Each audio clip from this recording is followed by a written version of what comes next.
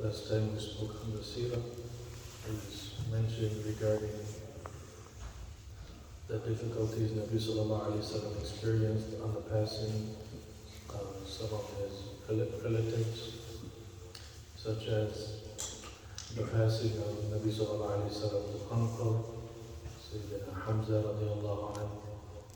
We also mentioned Nabi Sallallahu Alaihi Wasallam expressed grief on the passing of his son, Ibrahim, and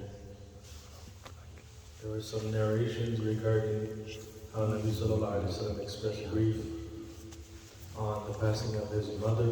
Take it easy. Today, inshallah, we'll go over what happened at the time of the passing of his uncle, Abu Talib, and what Nabi Sallallahu Alaihi Wasallam experienced during that episode in his life, Sallallahu Alaihi Wasallam. The narration is narrated by Sa'id ibn Musayyib radiallahu anhu. He narrates that لما حضرت أبا طالب الوفاة جاءه رسول الله صلى الله عليه وسلم فوجد عنده أبا جهل وعبد الله بن أبي أمية فقال أي عمي قل لا إله إلا الله كلمة أحاج لك بها عند الله. فقال أبو جهل وعبد الله بن أبي أمية أترغب عن ملة عبد المطلب؟ فلم يزل رسول الله صلى الله عليه وسلم يعرضها عليه ويعيدانه بتلك المقالة حتى قال أبو طالب آخر ما كلمهم على ملة عبد المطلب وأبى أن يقول لا إله إلا الله. قال رسول الله صلى الله عليه وسلم والله لأستغفرن لك ما لم أنه عنك. فأنزل الله ما كان للنبي والذين آمنوا أن يستغفروا للمشركين وأنزل الله في أبي طالب فقال لرسول الله صلى الله عليه وسلم إنك لا تهدي من أحببت ولكن الله يهدي من يشاء. So this is the narration is mentioned in Bukhari regarding the episode of the passing of Nabi Sallallahu Alaihi Wasallam's uncle Abu Talib. When Abu Talib was on his deathbed, Nabi Sallallahu Alaihi Wasallam came to him and found Abu Jahl, the arch nemesis, arch enemy of Islam, and Nabi Sallallahu Alaihi Wasallam, and other individuals such as Abdullah ibn Abi Mughira. These two were present also. Nabi Sallallahu Alaihi Wasallam said to his uncle that, "Oh, my beloved uncle, say the kalima, La ilaha illallah. This is such a statement that I will be given at least some sort of permission to intercede on your behalf on the Day of Judgment before Allah subhanahu wa ta'ala. Just say the kalima, La ilaha illallah, and I will be able to intercede on your behalf." Abu Jahl and this other individual, Abdullah ibn Umayyah, they interrupted, saying to Abu Talib that, "Will you abandon the religion of your father Abdul Muttalib?" Nabi Sallallahu Alaihi Wasallam continued urging his beloved uncle that just say the kalima, just say the statement of faith. And these other two individuals, Abu Jahl and this other individual, kept interrupting and repeating their statement as well. Finally, Abu Talib, he uttered his final words to whoever was present that he passes on the religion of Abdul Muttalib, basically refusing to utter the kalima. Nabi Sallallahu Alaihi Wasallam mentioned at that moment that, "I swear by Allah, I will definitely seek forgiveness on his behalf as long as I am not prohibited, as long as I am not stopped." Nabi Sallallahu Alaihi Wasallam mentioned that he will continue making istighfar on behalf of his uncle Abu Talib. And then Allah subhanahu wa ta'ala revealed that it's not befitting of a messenger of Allah to seek forgiveness on behalf of the mushrikun. ما كان للنبي والذين آمنوا أن يستغفروا للمشركين ولو كانوا أولي قربى, even though those relatives might be close relatives. And another verse was also revealed in accordance to this context that إِنَّكَ لَا تَهْدِي مَنْ أَحْبَبْتَ وَلَكِنَّ اللَّهَ يَهْدِي مَنْ يَشَاءُ. The guidance is absolute in the hands of Allah subhanahu wa ta'ala. We don't guide who we favor. As human beings, we would love to guide individuals who we love or who are close to us, our family, our friends, but Allah subhanahu wa ta'ala mentions that guidance is absolutely in His hands subhanahu wa ta'ala, and this is something that we have to merely accept the fact. So some commentaries and some explanation to this episode, that few things are more difficult on a believer than to see a loved one refuse Islam and to embrace Islam. This is one of the hardest experience any individual will ever experience. Now, if most of us are sitting here who are blessed and who have this beautiful blessing that every single one from our mother's side, from our father's side, everyone is Muslim, then it would be difficult for us to understand this experience. But we do have in our community, we might have in other communities, individuals who don't have this beautiful favor upon them, that they do have relatives on either the paternal side or the maternal side who have not accepted Islam. And to also see them pass away on another religion besides Islam is truly difficult. How does one carry on with life knowing that this individual, this loved one, passed away rejecting Islam? It's a very difficult test. Nabi sallallahu alayhi wa sallam faced this test. And Nabi sallallahu alayhi wa sallam faced this test with someone who was the most close to him, sallallahu alayhi wa sallam, his beloved uncle. When Nabi sallallahu alayhi wa sallam, he was repeatedly orphaned. Throughout his life, Nabi sallallahu alayhi wa sallam was repeatedly orphaned. Number one was his father passed away before Nabi sallallahu alayhi wa sallam was even born. And then Nabi sallallahu alayhi wa sallam's mother passes away at a very young age. Finally, his grandfather Abdul Muttalib took him in and started caring for him. Nabi sallallahu alayhi wa sallam's grandfather passes away. He's orphaned again for a third time.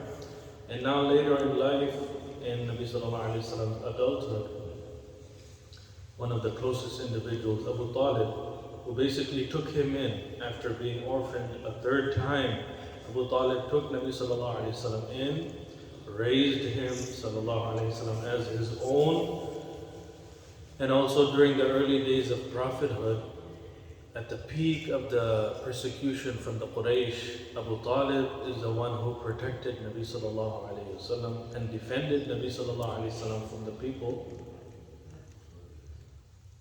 If we just visit the boycott incident, the Quraysh enacted against the Muslims, Nabi sallallahu alayhi wa sallam, we find that Abu Talib, he was an exemption. He was an exemption from the boycott, but Abu Talib chose his ultimate experience, that I will experience this boycott alongside my nephew. And Abu Talib did just that.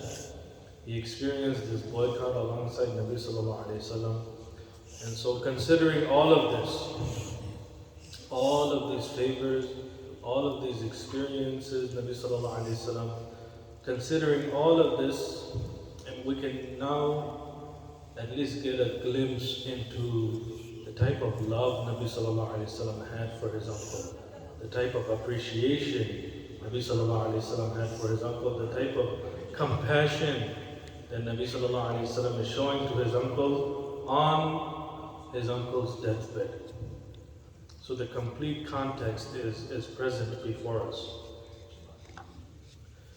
Yet we see that in the final moments, despite the pleading and borderline begging, Nabi sallallahu alayhi wa sallam was unable to introduce this kalima to Abu Talib, And Abu Talib refused, and he chose to pass away on the religion of his people. So the difficulty of being unable to guide someone who had done so much for him, sallallahu alaihi wasallam, and meant so much to him, sallallahu alaihi wasallam, it was something intense for Nabi sallallahu alaihi wasallam. So it was so intense that no human being could console or comfort Nabi sallallahu alaihi wasallam. Rather, Allah subhanahu wa ta'ala had to come, and Allah subhanahu wa ta'ala had to reveal revelation, wahi, to console and to comfort Nabi sallallahu alayhi wasallam in this difficult episode in the Seera.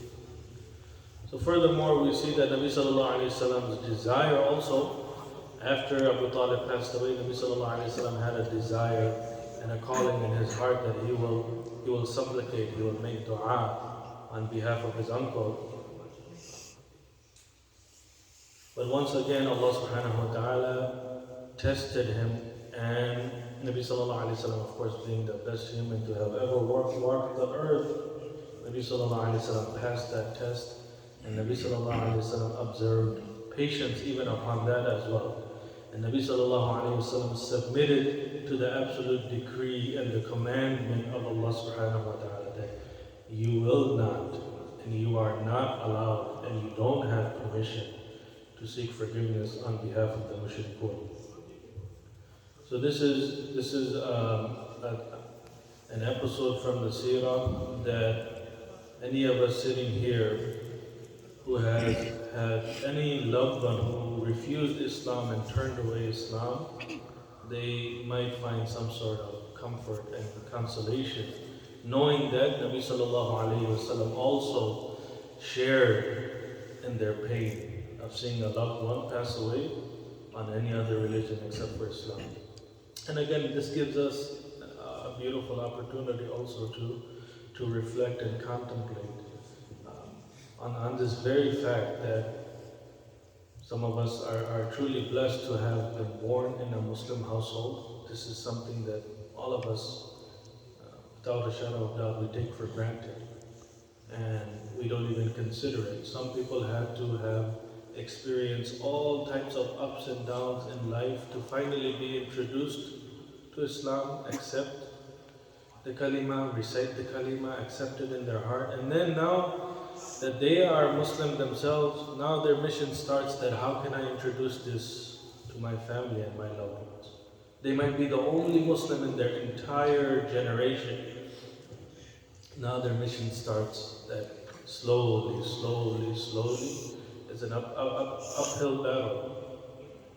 You might get a few handful of individuals, loved ones in their family, bloodline to accept Islam, but majority of the non-Muslims will find it difficult to accept Islam. And again, we find comfort yet again that Hidayah, allowing for anyone to receive and accept guidance, is a phenomenon that is in the hands of Allah subhanahu wa ta'ala.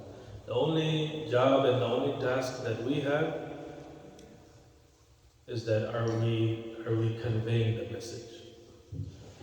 Are we conveying the message to and introducing Islam to the non-Muslim community, or are we lacking and slacking in this field? So let us all judge our own selves without pointing fingers at anyone else. How many years has it been since I came to America? If we are first generation immigrants, if we are second or third or fourth, the same question applies to us. How many non-Muslims have I introduced Islam to?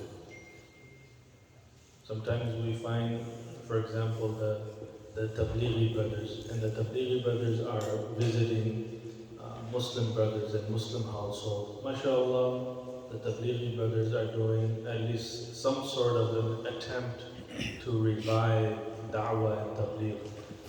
Let's leave that to them, and maybe we can start our own effort. Our effort should be that I want to be the one who introduces Islam to the non-Muslim community. So we have all bases covered.